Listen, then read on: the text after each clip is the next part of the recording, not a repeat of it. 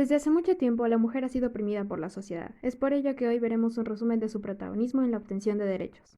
En la Grecia antigua, las mujeres tenían más o menos derechos dependiendo de la poli. Un ejemplo de esto es Atenas, en donde las mujeres no tenían derechos y no eran ciudadanas, lo cual es contradictorio, ya que la ciudad lleva el nombre de la diosa Atenea, diosa de la guerra y la sabiduría, una mujer fuerte e independiente. Esto se cree que es por un mito en donde Atenea y Poseidón se peleaban en dirigir esta ciudad, y Atenea ganó por el voto de la mujer, y por esto Poseidón les quitó sus derechos. En este contexto, filósofas como Hiparquía se hicieron oír e hicieron validar su trabajo con mucho esfuerzo, pese a la burla de sus compañeros. Lastimosamente, este sería solo el inicio de la opresión. Damos un gran salto en el tiempo y llegamos a la Revolución Francesa, donde pese a que la mujer tiene un gran protagonismo, es excluida totalmente de la Declaración de los Derechos del Hombre y del Ciudadano. Y es ahí donde nace una de las grandes exponentes del feminismo, Olympie de Gouges, que replica este texto incluyendo a la mujer llamándolo la Declaración de los Derechos de la Mujer y la Ciudadana.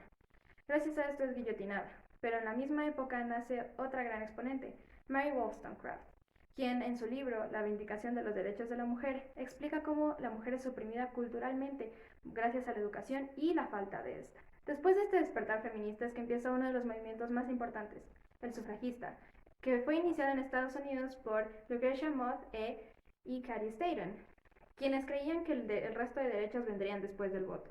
Y así empezaron a luchar, pero no fue una lucha fácil, ya que la gente se burlaba de ellas, como por ejemplo el movimiento antisufragista, por lo que se tomó medidas drásticas, como bombas, huelgas de hambre, entre otras.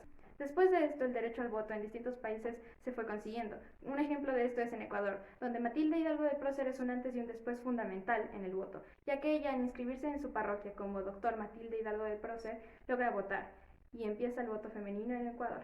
En el periodo entre la Primera y la Segunda Guerra Mundial y después de la misma, aparece Simone de Beauvoir, quien en 1949 saca su libro El Segundo Sexo, con el que logra concientizar a muchas más mujeres de por qué giran su mundo en torno al hombre y por qué lo sirven solo a él, en vez de consentirse a ellas mismas. Después de esto, el cambio social es mucho mayor, y después de la creación de la ONU y los derechos del ser humano, es que nosotras empezamos a tener muchos más derechos.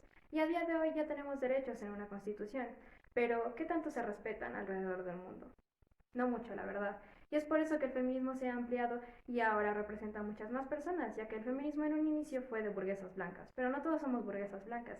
Y es así como nacen varios feminismos con otros objetivos, como el radical o el liberal, o el lesbofeminismo, el afrofeminismo, que fue representado por Sojourner Truth, una esclava negra. A día de hoy la mujer sigue luchando por sus derechos. Un gran ejemplo de esto es Malala Yousafzai, quien lucha por que las niñas puedan estudiar. El feminismo no parará hasta que exista la equidad.